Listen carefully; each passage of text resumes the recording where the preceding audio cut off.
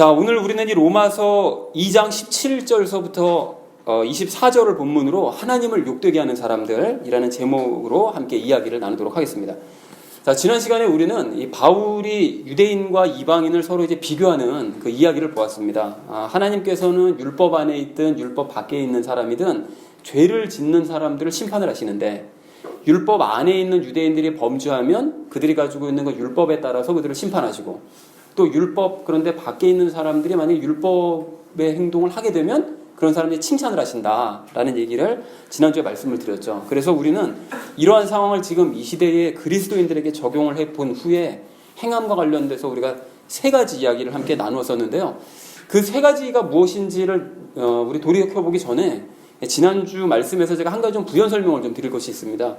제가 지난주에 이제 말씀드리기를 불신자가 복음적인 행동을 하면 그럼 하나님께서 그리스도인들보다 낫다는 평가를 하실 수도 있다, 이런 말씀을 제가 지나가면서 말씀을 드렸었는데요. 혹시나 싶어서 이제 말씀을 드리는데, 그러한 경우에 그 그리스도인은 당연히 이제 진짜 그리스도인이 아니라 이제 말로만 그리스도인이지 실제로는 하나님과 예수님과 연합하지 않은 그런 이제 가짜 그리스도인들을 말씀드린 것입니다. 당연한 얘기겠죠. 그러니까 뭐 믿지 않는 불신자가 아무리 자기 힘으로 선한 행동을 했다고 한들 예수님과 하나 된 자보다 더 낫다고 평가하실 리는 당연히 없으니까요. 이제 그것을 혹시나 싶어서 이제 참고를 하시고 좀 확인하셨으면 좋겠습니다. 자, 그래서 행함과 관련돼서 우리가 세 가지 나눴던 이야기, 첫 번째 무엇이었는지 기억하시나요? 예수님을 믿지 않는 불신자들도 구원을 받을 수 있느냐? 이제 얘기가 나온 김에 본문 말씀에서 그 비슷한 말씀을 하셔서 얘기가 나온 김에 우리가 생각을 한번 해보는 시간을 가졌는데요.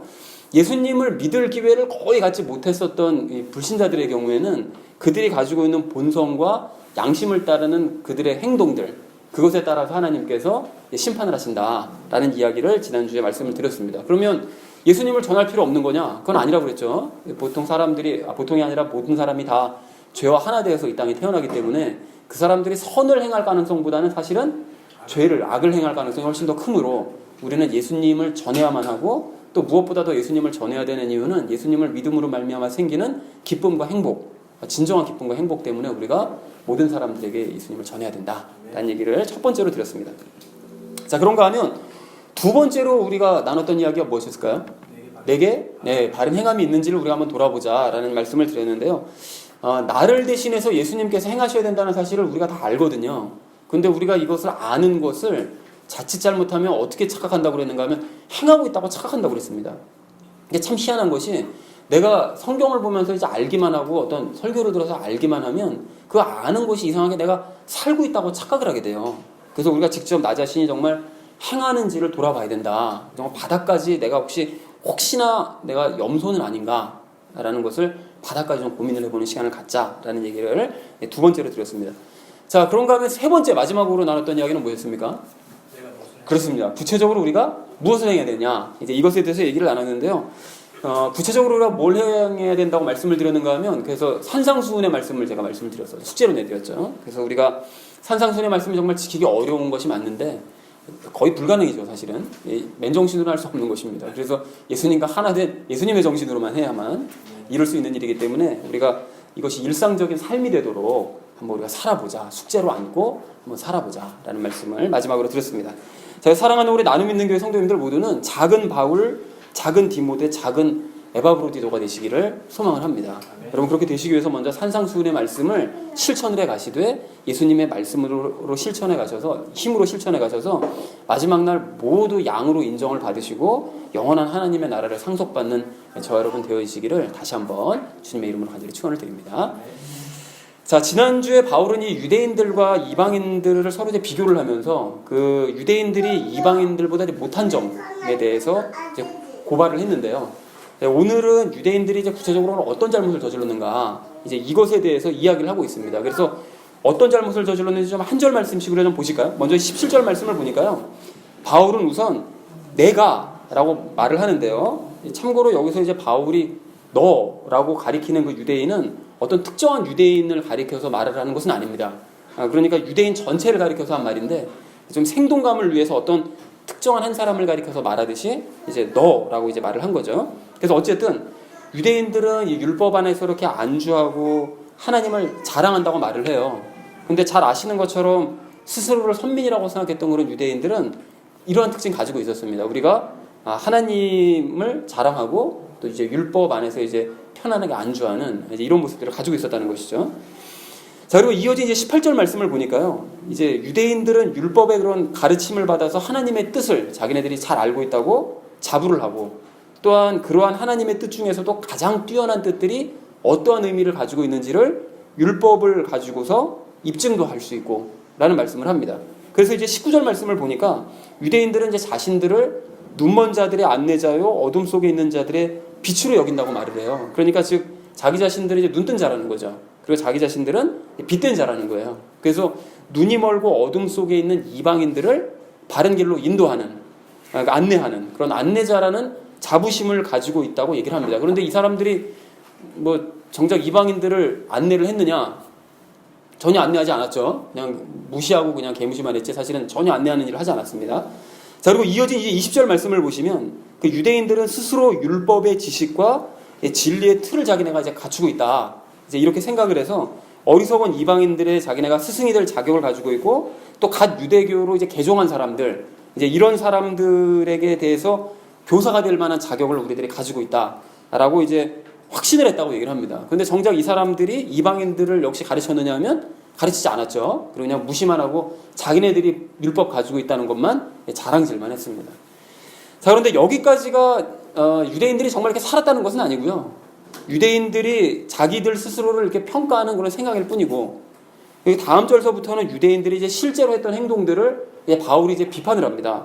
근데 이제 어떤 비판을 하는가 봤더니 유대인들은 그렇게 이방인들을 가르칠 자격이 있다고 스스로 이제 뭐 자부심을 가지고 자기 자신을 이렇게 평가를 했는지 모르지만 정작 자신들 스스로를 가르칠 생각은 너희가 하지 못했나 보다 라고 이제 비꼬는 말로 바울이 이제 시작을 합니다. 말을 시작하죠. 그래서 21절 말씀을 보니까요.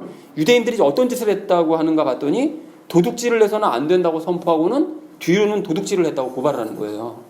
그러니까 예전에도 제가 말씀드린 적이 있었는데 그 예수님께서도 그거 비판하셨었잖아요. 부모를 섬길 돈까지도 고르반으로 지정을 해놓고, 이제 고르반이라고 지정하면 이건 하나님께 드릴 예물이라고 그래서 누구도 손을 못 대게 돼 있거든요. 그러니까 부모를 섬길 돈마저 이건 고르반 지정을 해서 하나님께 바쳐놓고서는 그걸 바친 걸로 끝내는 것도 아니고 나중에 여러 가지 율법 조항들을 막 편법으로 조합을 해가지고 그 돈을 다시 빼내는 거예요. 그러니까 부모도 안 섬기고 하나님께도 안 드리고 이렇게 이제 도둑질을 하는 거죠. 그리고 홀로 된 과부들의 이제 재산을 관리해 주겠다라고 접근을 해서는 그 재산을 모두 이제 자기 것으로 이제 착복하는 그런 이 바리새인들의 그런 도둑질, 공공연하게 퍼져 있는 그런 그 도둑질들, 그런 것들을 고발을 하더라는 것입니다. 그리고 22절 말씀을 보니까요, 유대인들은 간음해서는 안 된다라고 말해놓고서는 간음을 하거나 또 우상들을 싫어한다고 말을 해놓고서는 복을 받기 위해서 신전의 물건을 몰래 훔치는, 참 웃기는 얘기 아닙니까? 하나님을 믿는다는 사람들이 그 이방 신전에 가가지고 그 물건들 갖고 복 받을까봐 이제 그걸 몰래 훔쳐오는 막 이런 짓들을 유대인들이 했다라고 이제 바울이 고발을 하더라는 것이죠. 그리고 이어진 23절 말씀을 보시면 그 율법에 대한 자부심으로 이렇게 똘똘 뭉친 이런 유대인들이 이와 같이 율법을 수시로 어김으로 말미암아 하나님을 욕되게 했다고 얘기를 해요. 그래서 이사야서 52장 4절 말씀을 이제 인용한 이 바울이 말과 행동이 다른 이런 유대인들의 가식적인 행동 때문에 하나님의 이름이 이방인들 가운데서 모독을 받고 있다라고 고발을 했다라는 것이 오늘 우리가 함께 나눌 본문 말씀 전체의 내용입니다. 여러분, 오늘 본문 말씀도 이렇게 보시면 여러분이 뭐 보셔서 아시겠지만 특별히 어려운 점이 없습니다. 아니, 도리어 뭘 말하고자 하는지가 아주 너무 명확한데요. 스스로를 선민이라고 여기는 그런 유대인들은 율법 안에 안주하고 하나님 자랑하고 하나님의 뜻을 안다고 자부하고 하나님의 뜻을 입증할 줄도 알아서 눈이 멀고 어둠 속에 있고 어리석고 어린아이와 같은 그런 이방인들에게 자신들이 안내자요 빛이요 스승이요 교사로서의 자격을 갖추고 있다고 확신은 하고 있지만, 그렇지만 정작 유대인들은 자신들이 말하고 가르치는 것과는 정반대로 행하기 때문에 그들이 가지고 있는 그런 자부심과 그들의 그런 확신은 다 헛것이다. 아니, 말로만 그치는 그러한 확신과 자부심을 유대인들은 도리어 부끄러울 줄 알아야 된다 라고 말을 한 것이 오늘 전체 말씀의 내용이라는 것입니다. 그리고 또한 이제 유대인들의 상황이 이러하기 때문에 5절, 또 8절, 12절, 16절 말씀처럼 유대인들은 심판을 받을 수밖에 없다. 그러니까 로마에 있는 성도들아, 이 편지를 보고 있는 로마에 있는 너희 성도들아, 너희는 유대인들의 말을 듣지 말고 그들을 높이지도 말아라.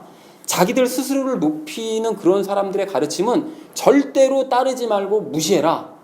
라는 것이 오늘 본문에서 말씀하고자 하시는 바라는 것입니다. 그러니까 로마서 1장에서는 불신자들의 잘못된 모습을 따르지 말라고 말씀하시고 로마서 2장에서는 유대인들의 잘못된 모습을 그리스도인들이 따라서는 안 된다라는 것을 지금 계속 연장선상에서 말씀하고 계신다는 것이죠.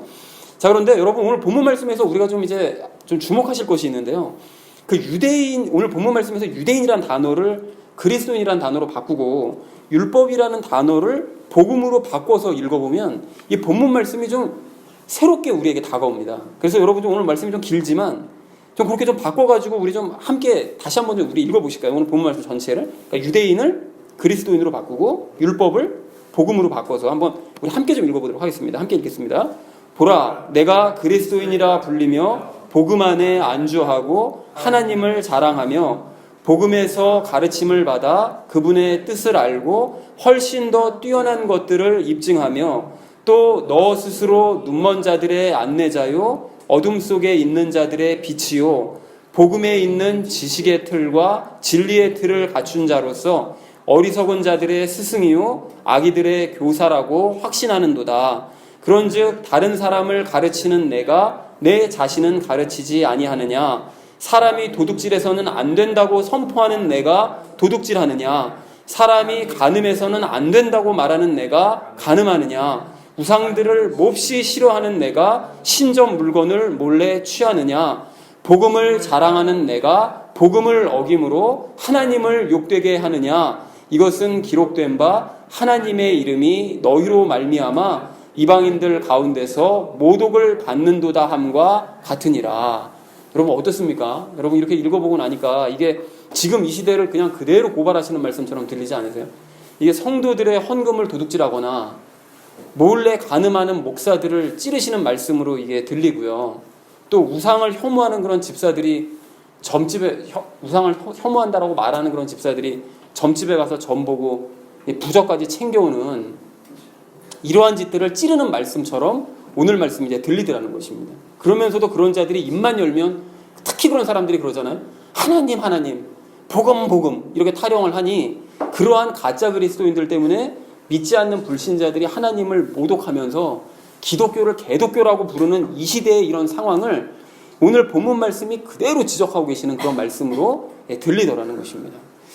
자, 그렇다면 여러분 우리는 어떨까요? 중요한 건 우리니까요. 항상 이제 우리는 특별히 참복음을 깨닫고 또 복음 안에서 살고 있다고 자부하는 사람들 아닙니까? 그런데 물론 우리가 뭐 21절 이하에 있는 뭐 도둑질이나 뭐 우상숭배나 뭐 간음이나 뭐 이런 건 하지 않지만 그 앞에 있는 말씀들이요. 즉 복음 안에 안주하고 하나님 자랑하고 복음을 통해서 하나님의 뜻을 알아가고 더 뛰어난 하나님의 뜻도 말씀으로 우리가 입증해내고 그래서 눈멀고 어둠 속에 있고 어리석고 어린아이와 같은 그런 주변에 있는 많은 사람들에게 우리가 안내자요 빛이요 스승이요 교사가 될 자격이 충분하다고 자부하면서 확신하고 있는 바로 우리가 오늘 이 본문 말씀이 평상시에 우리가 주장하고 있는 우리의 말처럼 똑같이 들리기 때문에 우리가 정말 그러면 우리는 이 말씀대로 우리가 말하는 대로 살아가고 있는 것이 맞는가 이것을 돌아보게 되더라는 것입니다. 그리고 절대로 우리는 유대인들처럼 스스로를 높이는 짓을 해서는 안 되겠다라는 그런 마음도 먹게 되더라는 것입니다. 자, 그래서 우리가 이러한 좀 시간을 기회로 삼아서 우리 스스로의 신앙 상태를 좀 확인해 봤으면 좋겠는데요. 유대인들처럼 남을 가르치려고 들기 전에 먼저 나 자신의 상태를 돌아보고 나부터 좀 가르치는 우리가 되자라는 것입니다. 그래서 나를 어떻게 가르칠 것이냐 이것에 대해서 오늘 좀 세 가지 이야기를 나누려고 하는데요. 그런 의미에서 오늘 우리가 첫 번째로 나눌 이야기, 말과 행동이 다른 것은 부끄러운 일이라는 것을 나 자신에게 가르치자라는 것입니다. 여러분 유대인들은 이 몇 가지 좀 고질적인 문제들을 가지고 있었었는데요. 그 중에 한 가지가 바로 말과 행동이 다르다는 것이었습니다. 그러니까 이것 때문에 하나님께서 역사 내내 힘드셨어요. 유대인들을 이끄시는 역사 내내 힘들어하셨는데 하나님께서 시내산에서 강림하셔서 율법을 주셨을 때 그 이스라엘 백성들이 어떻게 했다고 그랬죠? 하나님의 말씀을 우리가 모두 다 지켜야 하겠습니다. 모두 지켜야 하겠습니다. 라고 아주 분명하게 말을 했습니다. 그런데 그게 뭐 4년이나 뭐 40년이 지나서 그런 게 아니라 단 40일 만에 소우상을 만들어 섬겼어요. 우상도 섬기지 말라는 그런 모든 하나님 말씀을 우리가 다 지켜야 하겠습니다라고 하고 딱 40일 만에 우상 만들어 섬기더라고요. 그러니까 말과 행동이 전혀 다른 사람들, 그런 모습을 보이더라는 것입니다. 그리고 또한 가나안 땅을 정복한 이후에 전부 다 정복하고 난 다음에 여호수아가 분명히 물어봤거든요. 하나님의 역사를 너희가 이제까지 쭉 봐오지 않았냐? 이 놀라운 하나님의 기적을 다 체험하지 않았냐? 그리고 가나안 땅에 들어와서는 하나님께서 다 이겨내시고 다 모든 땅을 정복하게 하시는 거 너희가 다 체험하지 않았냐? 그러니까 너희가 이 자리에서 나랑 약속 좀 하자. 너희가 이제 다 결정을 해라. 우상 섬길지, 우상 섬기려면 가 지금. 그리고 하나님을 섬길 사람은 남아. 이렇게 얘기했거든요. 그리고 나는 하나님을 섬기겠다. 이제 이렇게 얘기를 했더니 이스라엘 백성들이 뭐라고 그랬는가 하면 우리가 주를 버리고 다른 신들을 섬기는 일을 결코 하지 않겠나이다라고 아주 분명하게 얘기를 해요. 그래서 그 얘기를 했던 윗세대는 그 말을 지키긴 했거든요. 그런데 그 바로 아랫세대는 어떻게 했는가 하면 바로 우상 섬겼습니다. 바로. 그러니까 말과 행동이 다른 거예요. 그 아무리 어렸을 때라지만 그 얘기를 어른들이 하는 얘기 다 들었을 거잖아요. 그런데도 바로 배신하더라는 거죠. 그리고 그 이후에 사사시대는 말할 것도 없잖아요. 그 이스라엘이 타락해서 하나님께서 고난을 허락하시면 그때만 우리가 잘못했습니다. 우리가 하나님 잘 섬기겠습니다라고 얘기해서 하나님께서 고난을 없애주시면 곧바로 또 다른 우상 섬겨버리고. 그러니까 이것이 거의 300년이 넘는 기간 동안 사사시대 내내 이어졌어요. 말과 행동이 다른 모습이에요. 자, 그리고 그 이후로도 이제 이스라엘 백성들이 예수님께서 오실 때까지 역사 내내 계속해서 말과 행동이 다른 모습을 보여서 하나님과 정말 수도 없이 싸웠거든요. 그러면 예수님께서 오시고 난 다음에 뭐가 달라졌느냐? 사도들처럼 일부 달라진 사람들도 있긴 했죠. 그렇지만 대부분의 유대인들은 메시아 간절히 기다린다고 그랬잖아요. 그리고 하나님께서 침묵하셨던 그 400여 년의 기간 동안 정말 우리에게 정말 메시아를 보내주십시오. 간절하게 바랬지만 메시아 오셨잖아요. 오셨더니만 생긴 것서부터 그렇고 외모도 그렇고 바라는 메시아가 아닌 거예요. 영 말하는 것도 그렇고. 그러니까 기분 나쁘고 마음에 안 든다고 그래가지고 확 죽여버립니다.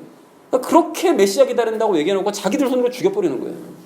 그러니까 이들은 역사 내내 말만 번지르르하게 할 뿐 실제로 행동은 거의 정반대로 했기 때문에 늘 하나님의 마음을 괴롭게 하더라는 것입니다. 그리고 이렇게 말과 행동이 다른 것이 별게 아닌 것 같잖아요. 뭐 그럴 수도 있지 않나라고 생각할 수 있지만 그런 모습 때문에 결국 오늘의 24절 말씀처럼 이것이 하나님을 욕되게 하는 행위가 결국 될 수밖에 없기 때문에 주변에 바라보는 이방인들에 대해 손가락질하면서 욕하는 하나님을 욕하게 되기 때문에 이것이 심각한 문제가 아닐 수가 없다는 것입니다. 자, 그래서 예수님께서 이제 하도 답답하시니까 이제 오셔서 마태복음 21장에서 무슨 예화를 말씀해 주셨는가 하면 유대인 지도자들을 쫙 모아놓으시고 이제 이런 말씀을 하세요. 야, 어떤 사람에게 두 아들이 있었거든? 근데 첫째 아들 보고 너 가서 포도원에 가서 오늘 일 좀 해라 그랬더니 첫째 아들이 싫어요! 그러고 난 다음에 마음을 돌이켜서 가서 일을 했대요. 둘째 아들로만 똑같은 얘기를 했더니만 네 가겠습니다 해놓고는 안 갔다는 거예요. 그리고 난 다음에 유대인 지도자들한테 물어봤거든요. 그러면 둘 중에 누가 아버지 뜻대로 행했니? 물어봤더니 이구동성으로 전부 다 큰아들이죠? 이렇게 당연하게 얘기를 했단 말이죠. 그러고 난 다음에 예수님께서 이제 뭐라고 말씀하셨는가 하면 야, 세리와 창녀들이 바로 큰아들이다. 그리고 걔네들이 바로 하나님의 왕국에 먼저 들어갔다. 이렇게 말씀하시더라는 거예요. 그러면서 둘째 아들은 유대인들을 가리키죠. 그러니까 이미 여기서부터 벌써 첫째 아들 취급을 안 하시겠다는 거예요. 그 말씀으로 벌써 알 수 있잖아요. 첫째 아들을 세리와 이방인으로 창녀들로 여기시고 유대인들은 둘째 아들로 이제 쳐주지도 않으신다는 거예요. 첫째 아들로. 그렇게 걔네들은 말만 그럴듯하게 할 뿐 말과 행동이 다른 것들 아니냐라고 아주 노골적으로 비판하시더라는 것입니다. 자, 그러니까 바리새인들과 서기관들을 비롯한 이런 유대인들은 역사 내내 말과 행동이 일치를 한 적이 없으면서 즉 실질적으로 자신들이 하나님 앞에서 제대로 한 일이 아무것도 없으면서 오로지 유대인이라는 그냥 혈통 하나만 자랑스러워하고 그래서 우리는 구원받을 수 있다. 이렇게 착각하면서 살더라는 것입니다. 그러니까 예수님께서 꿈깨. 너희 구원받는다고? 꿈깨. 너희 아브라함의 손이라고 그래서 너희 절대로 구원 못 받아라고 말씀하시더라는 것입니다. 자, 그러니까 유대인들은 자신들의 그러한 한심한 모습을 이제 부끄러워했어야 됐는데 더 한심한 것은 자기 자신들의 그러한 모습을 전혀 부끄러워하지 않더라는 것입니다. 자기 자신의 모습을 아예 보지를 못하는 거예요. 자, 그런데 이건 이제 그리스도인들도 여러분이 마찬가지인데요. 이러한 유대인들을 닮은 유도교인들이 이 땅에 너무 많아서 그런 건지는 잘 모르겠지만 말과 행동이 전혀 다르면서도 뻔뻔한 그리스도인들이 참 많습니다. 그래서 가령 자식에게 세습하지 않겠다. 아주 공공연하게 몇 년에 걸쳐서 얘기했거든요. 난 자식에게 세습 안 해. 자식에게 세습 그런 짓 안 해. 교회법도 있는데 교단법도 있는데 난 그렇게 안 해. 라고 얘기해놓고는 결국 세습해요. 그리고 세습한다고 뭐라고 하는 사람들을 도리어 사탄의 자식들이라고 저주까지 하더란 말이죠. 그러니까 자신의 말과 행동이 다른 것에 대해서는 전혀 부끄러워하지 아니하고 도리어 당당한 모습을 보이더라는 것입니다. 그리고 또 성 문제 때문에, 성적인 문제 때문에 교회를 물러나면서 교회에서 분명히 나가면은 2년 동안, 적어도 2년 동안은 개척하면 안 됩니다. 또 인근에 개척하면 절대로 안 됩니다라고까지 약속까지 해놓고 난 다음에 몇 달 만에 교회 개척하고 인근에다가, 그리고 사람들까지 막 끌어가고, 이런 목사들도 있어요. 그리고는 하나님께서 용서한 나를 너희가 정죄하지 말라고 막 이렇게 당당하게 아주 설교까지 한 이런 뻔뻔한 목사가 있더라는 것입니다. 그러니까 말과 행동이 전혀 다른 행동을 이렇게 취하면서도 부끄러워하진 않는 거예요. 당연한 거예요, 그게. 또 성도들도 마찬가지죠. 속회 모임이나 구역 모임에서 막 경쟁적으로 막 하나님의 이름을 부르고 막 거룩을 이야기하고 막 십자가를 막 외치고 막 참 어쩔 때는 낯간지러울 정도로, 야 정말 하나님께서 보시기 참 부담스러우시겠다 할 정도로 막 서로 그냥 막 영적 막 이러면서 막 얘기를 다 해놓고 난 다음에 남편 따로 애인을 두고 또 부인 따로 애인 두고 점도 보러 다녀요. 그러니까 그렇게 말과 행동이 다르게 살면서도 뭐라고도 대답합니까? 걸리면 회개하면 그만이라고. 이렇게 당당하게 말하는 개독교인들도 이게 너무나 많더라는 거예요. 그러니까 부끄러운 거를 모르는 거죠. 자, 그러니 이러한 모습 때문에 누가 가장 큰 타격을 입을까요? 하나님께서 가장 큰 타격을 입으십니다.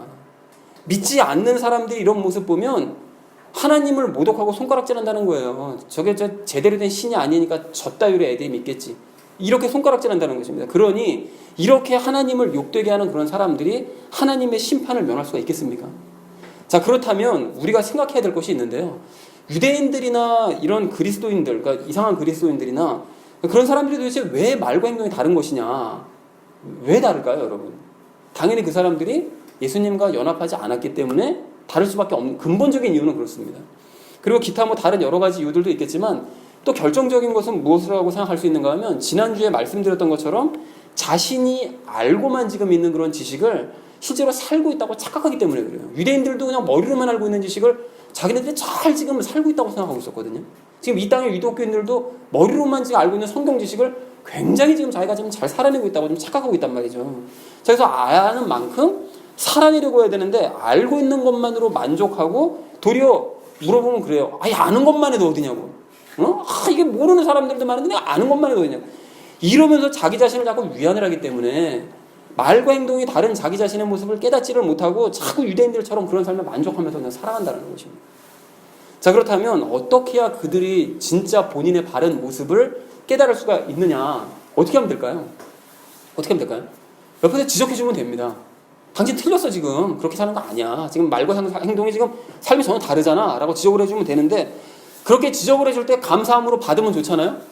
근데 열애업은 어떻게 되죠? 삐지죠. 당연히 얘기해주면 팍 삐져버립니다. 그래서 그냥 뭐 나가든 여기 아니면 교회 없어. 뭐 이런 식으로 되는 거죠. 그러니까 지적을 할 수가 없어요. 겁나서. 하지만 그렇기 때문에 본인의 진짜 모습을 더더욱 깨달을 방법이 없는 것이고, 그래서 악순환은 계속 반복될 수밖에 없다는 것입니다. 자, 그럼 아예 방법이 없는 것이냐? 그렇진 않습니다. 여러분, 방법이 있습니다. 굉장히 좋은 방법이 있죠. 그 방법이 뭔가 하면 성경을 보는 것입니다. 성경을 꾸준하게 읽으면 하나님께서 지금 내가 보고 있는 이 성경 구절들을 가지고, 여러분가 단발적으로 보시면 안 됩니다. 꾸준하게 보셔야 됩니다. 꾸준하게 보시면, 단발적으로 보시면 자꾸 말씀하시려다가 멈칫하게 되시고 이렇게 되시기 때문에 꾸준하게 이렇게 보시면 내가 지금 현재 보고 있는 성경 구절을 가지고 내가 처한 주변의 상황과 나의 모습을 서서히 보여줘 가세요. 서서히 접근해 들어가세요. 이렇게. 그러시다가 어느 순간 갑자기 나의 실체를 적나라하게 보여주세요. 그런데 사람에게 자기 자신의 진짜 모습을 적나라하게 지적을 받으면 기분이 굉장히 나쁠 수가 있거든요. 맞는 말이라 할지라도. 그런데 말씀을 통해서 하나님께 지적을 받으면 자신의 실체가 눈에 확 들어오면서 아주 뚜렷이 보입니다. 내가 이 모양이었구나. 이게 뚜렷이 보이면서 도리어 감사하다는 고백이 나옵니다. 그래서 우리가 더더욱 성경을 봐야 되는데요. 성경을 봄으로써 상상 속의 자기 자신의 모습과 실제 나 자신의 모습이 얼마나 다른지를 늘 확인하고 체크해야 된다라는 것입니다. 자, 그렇다면 여기서 한 가지 질문이 생기실 수 있는데요. 아니, 오늘 본문 말씀을 이렇게 보니까 유대인들이 성경을 안 봐가지고 자기의 잘못을 몰랐던 게 아니잖아요. 아니, 도리어 그 사람들은 율법 자랑하고 율법을 지식과 진리의 어떤 그런 틀을 삼고 사람들을 가르치려고 할 만큼 성경을 알았지만 자기 자신은 못 봤잖아요.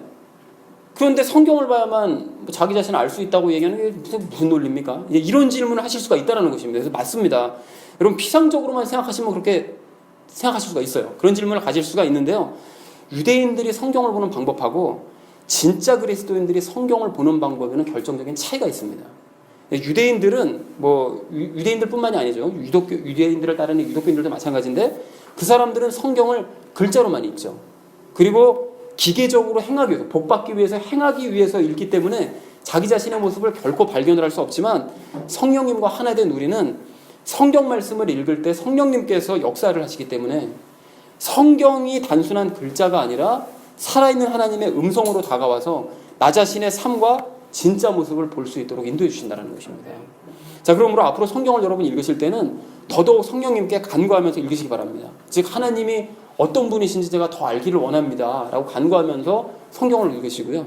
또 동시에 나 자신이 어떤 사람인지를 깨닫게 해달라고 간구하시면서 성경을 보시기 바랍니다. 여러분 그렇게 하시면 단순한 글자였었던 성경이, 이전에는 단순한 글자로만 보였었던 그 성경이 하나님의 살아있는 말씀으로 움직이고 또한 들리는 것을 체험하게 되실 줄로 그렇게 믿습니다.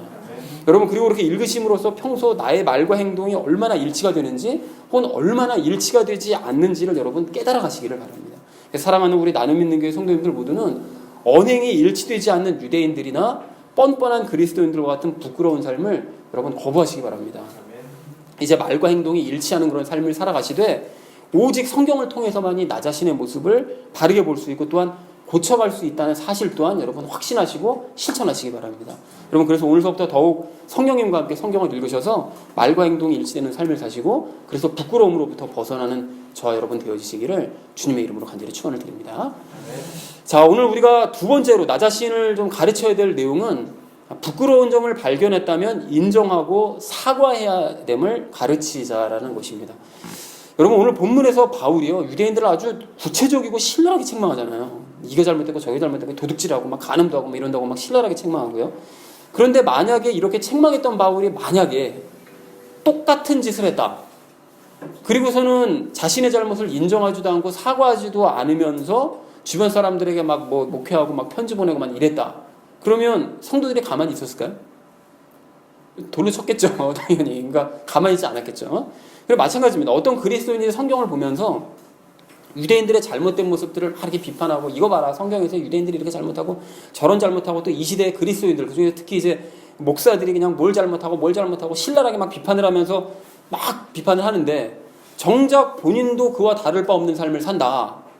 그러고도 자기의 잘못을 인정하지도 않고 사과하지도 않고 나는 목사가 아니잖아. 그러니까 나 이렇게 살아도 뭐 상관없어. 만약에 이런 식으로 주장을 한다면 주변에 있는 사람들이 그런 사람을 보면서 뭐라고 그럴까요? 너나 잘하세요. 돈을 칠 수는 없으니까 지금 이 시대에서는. 너나 잘하세요 그러면서 욕을 하겠죠. 그러니까 이런 사람들이 바로 조금 전에 말씀드렸던 부끄러움을 모르는 사람들입니다. 그래서 여러분 이 부끄러움을 안다는 것은 다른 말로 얘기하면 자신의 잘못을 깨달았다라는 그런 뜻입니다. 그런데 그렇게 깨달았다면 용기를 내서 공개적으로 자신의 잘못을 인정을 해야 됩니다. 그리고 자신의 잘못으로 인해서 혹시 피해를 본 사람이 만약에 있다면 그러면 그 사람들에게 구체적으로 사과의 말을 하거나 사과의 행동을 해야 된다는 것이죠. 여러분 그래서 바울이 서신서에서 그런 얘기를 종종 쓰잖아요. 과거에 내가 바리새인이었기 때문에 말과 행동이 이렇게 다른 삶을 살았었다. 이게 가식적인 삶을 살았었다라는 걸 공개적으로 인정을 하고 고백을 자꾸 합니다.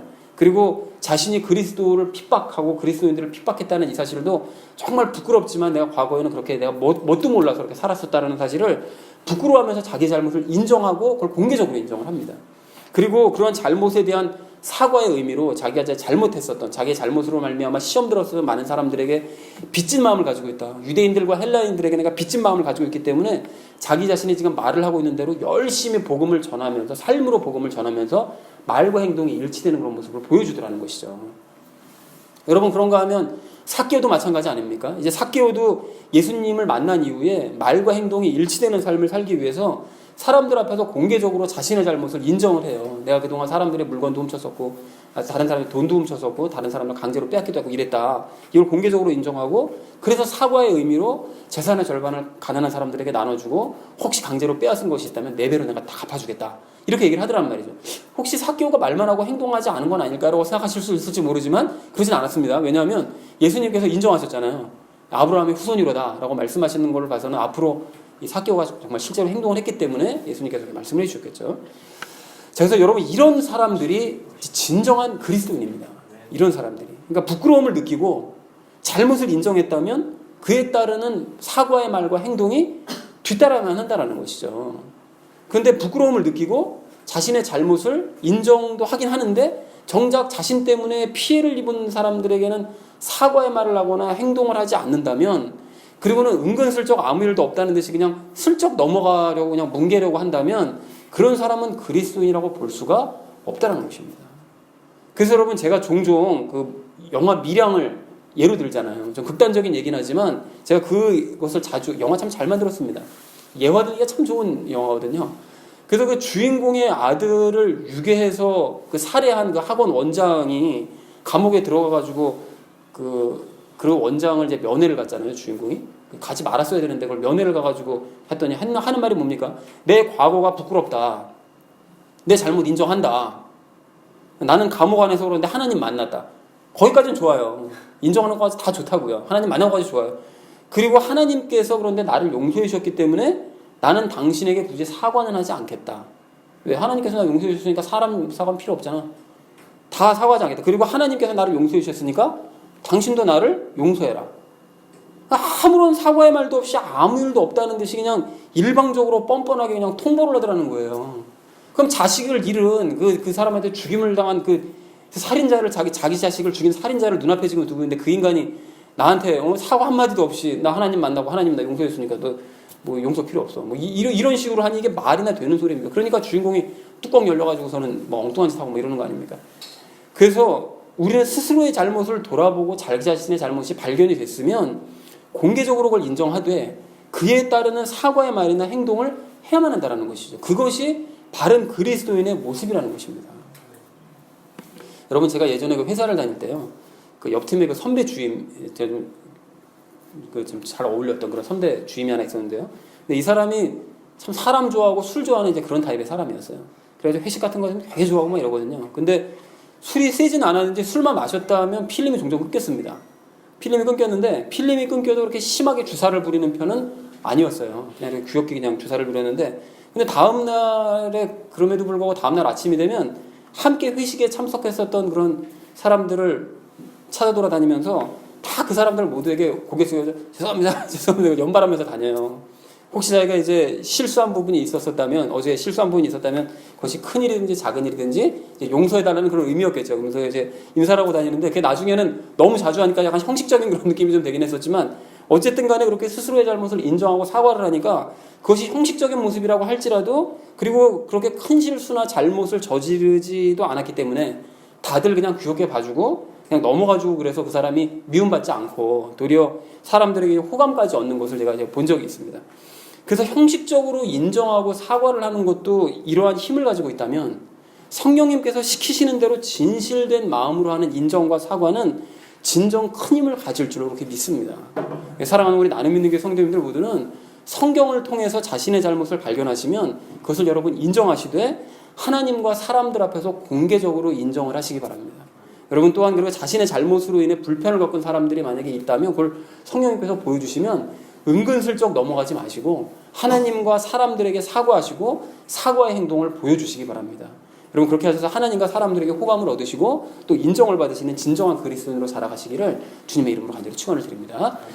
자, 오늘 우리가 마지막 세 번째로 나 자신을 가르칠 내용은 돌이킴으로써 이제 그런 삶을 살지 않도록 스스로를 가르치자라는 것이죠. 여러분 말과 행동이 일치되지 않는 그런 삶, 나 자신에게도 그런 모습이 분명히 있을 수 있거든요.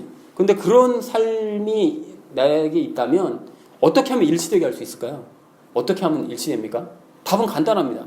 말한 대로 살면 됩니다. 간단하죠, 답은? 자, 그런데 절대로, 그러니까 오늘 21절 이하에 있는 그런 말씀처럼 살지 말고 전반부에 있는 17절서부터 20절 말씀처럼 살아가면 된다는 거예요. 그렇게 자부심 갖고 복음에 대한 그런 자부심, 그런 확신을 가지고 실제로 그렇게 살면 된다는 것입니다. 자, 그러나 이게 말이 쉽지 실제로는 이렇게 이제 살아가는 것이 결코 쉽지 않을 것 같거든요. 하지만 이렇게 살 수 있습니다. 여러분 실제로 이렇게 살 수 있기 때문에 하나님께서는 바울을 샘플로 우리에게 보여주신 거예요. 바울이 하나님 자랑하고 하나님의 뜻을 알고 복음의 안내자요, 빛이요, 스승이요, 교사로서 말과 삶이 일치되는 그런 삶을 살지 않았냐, 이것을 우리에게 보여주더라는 거예요. 예수님께서 이미 보여주셨지만 사람들이 이건 예수님이시니까 그렇게 가능했죠 이렇게 얘기할까봐 사람 중에 지극히 율법에 쩔어 살던 사람을 일부러 택하셔가지고 그 사람이 이렇게 말과 행동이 일치되는 삶을, 과거에는 형편없었지만 이렇게 일치되는 삶을 살 수 있다는 사실을 보여주시더라는 것입니다. 그러니까 우리도 살 수 있습니다. 자, 그러나 그럼에도 불구하고 우리가 이렇게 말과 행동이 일치되는 삶을 살려면 뭐 억지로 마음 먹는다고 뭐 어지로만 한다고 해서 되는 문제는 아니니까 우리가 합당한 방법을 좀 아셔야 되는데요. 기본적인 두 가지 사실을 좀 기억하실 필요가 있습니다. 첫 번째가 뭔가 하면 할 수 없다는 사실을 인정하셔야 돼요, 여러분. 여러분 오늘 17절부터 20절 말씀을 좀 이렇게 다시 한번 보시면 유대인들의 행간을 보시면 유대인들의 막 넘치는 자부심과 자신감이 막 보이지 않습니까? 막 할 수 있다. 우리는 막 율법으로 막 이런 능력을 가지고 있고 뭐 해석도 해내고 뭐 잘하는 가르칠 수 있고 굉장히 자부심으로 아주 그냥 대단한데요. 근데 이런 유대인들은 과거 사실은 율법을 받을 때부터 이랬어요. 이 자신감이.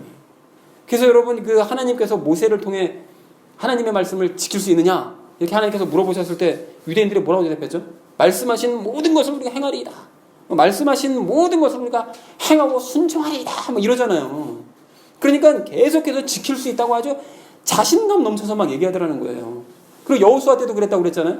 우리가 이방신들을 섬기는 그런 하나님을 버리고 이방신을 섬기는 그런 무식한 일은 당연히 하지 않겠나이다. 아주 자신감에 쩔어 있어요, 사람들이.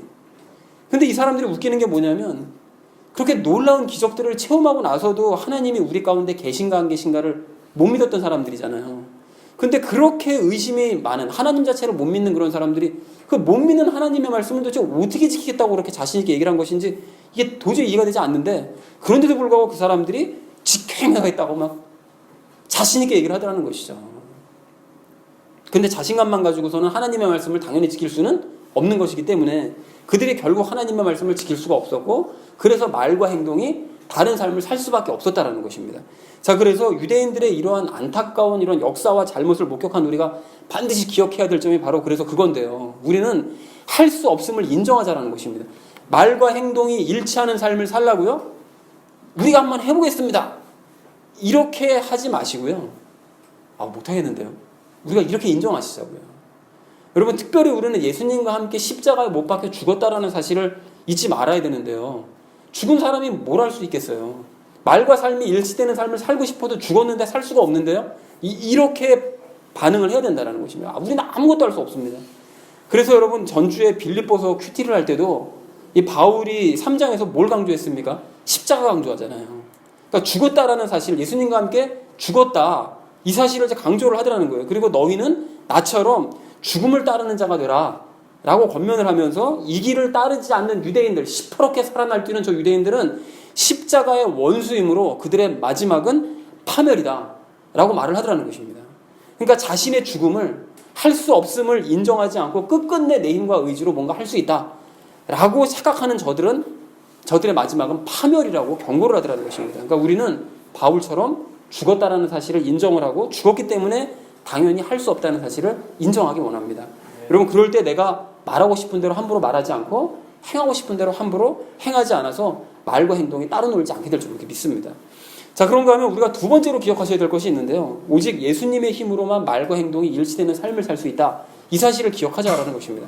여러분 지난주에 제가 산상수훈의 말씀을 이제 한번 지켜보자고 말씀을 드렸었잖아요. 읽고 한번 지켜보자고 말씀을 드렸는데 제가 아무런 생각 없이 무조건 이 말씀을 한번 행해보시라 이렇게 말씀을 드렸던 것은 무작정 행하기만 하는데 목적이 있는 게 아닙니다. 여러분 다 아시겠지만 뭐 무조건 행해야 된다. 이게 뭐 목적이 있는 것이 아니라 이 말씀들을 행해보면서 결국은 내가 할 수 없구나 라는 것을 몸으로 깨닫는 것이 1차 목적입니다. 이게 도저히 안 되는 것이로구나. 1차 목적이죠.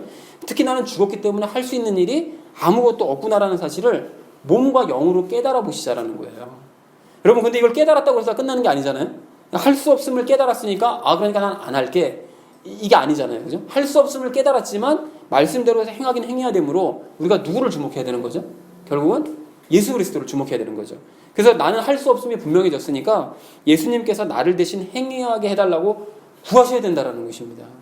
여러분 그럼 예수님께서 나를 대신하셔서 행하세요. 이럴 때 기적이 나타나는 거예요. 이럴 때 기적이. 그러니까 여러분 기억하시잖아요. 이집트를 탈출한 그 이스라엘 백성들이 이 가진 무기는 없고 아픈 바다로 막혀있고 뒤에는 이집트 군사들이 쫓아오고 이런 상태가 되니 뭐 앞뒤 뭐 다 막힌 상황 아닙니까? 그러니까 할 수 있는 것이 아무것도 없으니까 어떻게 하죠? 하나님만 바라보잖아요. 그러니까 모세가 하나님만 바라보니까 밤새도록 바다를 갈라버리시는 그런 놀라운 역사를 일으키시더라는 거죠. 그래서 우리가 찬양에도 막 그런 찬양이 있었잖아요.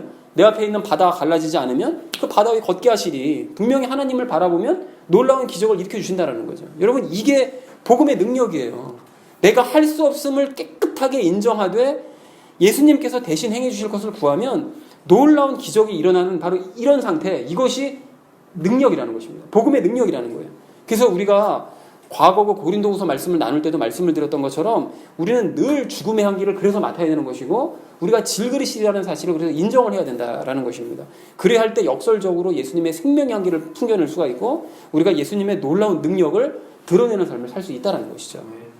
자, 그런 의미에서 여러분, 지난주 말씀드렸던 산상수훈의 이 말씀을 한번 행해 보셨나요? 읽어는 보셨나요? 행하고 계시나요?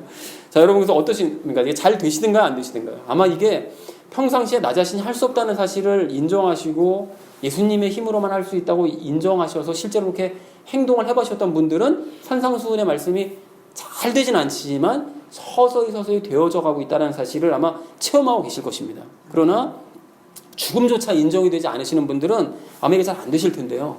그러니까 더더욱 행해 보셔야 됩니다. 그래서 더더욱 내 힘으로 할 수 없다는 사실을 깨달으시고 죽음을 인정하시되 어떻게든지 말씀으로 행하기 위해서 예수님께 간구하면서 매달리셔야 된다는 것이죠. 그렇게 하셔서 예수님의 능력으로 이 머리로만 그동안 알고 있던 이 산상수훈의 말씀이 삶으로 사라지고 말과 행동이 일치되는 삶을 살게 되시기를 정말 간절한 마음으로 소망합니다. 네. 사랑하는 우리 나눔 있는 교회 성도님들 모두가 스스로 할 수 없음을 인정하시되 예수님의 능력으로 행하는 법을 배우셔서 말과 행동이 일치되는 삶을 살아가시고 그래서 우리로 말미암아 우리 주변에는 유독교인들 그리고 불신자들 가운데서 하나님의 이름이 높임을 받게 되시기를 주님의 이름으로 간절히 축원을 드립니다.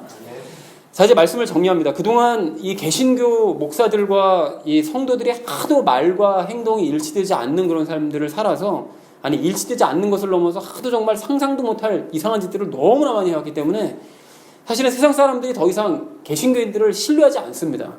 개신교 자체를 신뢰하지 않아요. 이 세상에서 없어져야 될 종교라고 얘기하는 걸 볼 때마다 너무 가슴이 아프거든요. 또한 그로 인해서 하나님의 이름이 불신자들 가운데서 정말로 많은 모독을 받아왔습니다. 그래서 이제 다시 그리스도인들이 이 신뢰를 회복하고 또 하나님의 이름도 높임을 받으시도록 우리가 해야 될 텐데요. 그를 위해서 우리가 이 말과 행동이 일치되는 그런 삶을 살기를 우리부터 살기를 소망합니다. 부흥이 누구로부터 시작된대요? 찬양에서 바로 나로부터 시작되리 말씀하시잖아요. 그러니까 나로부터 말과 행동이 일치되는 삶을 살기를 소망합니다. 그래서 오늘 말씀을 좀 다시 한번 기억하기 원하는데요. 말과 행동이 다른 삶은 부끄러운 사실이다. 부끄러운 일이다.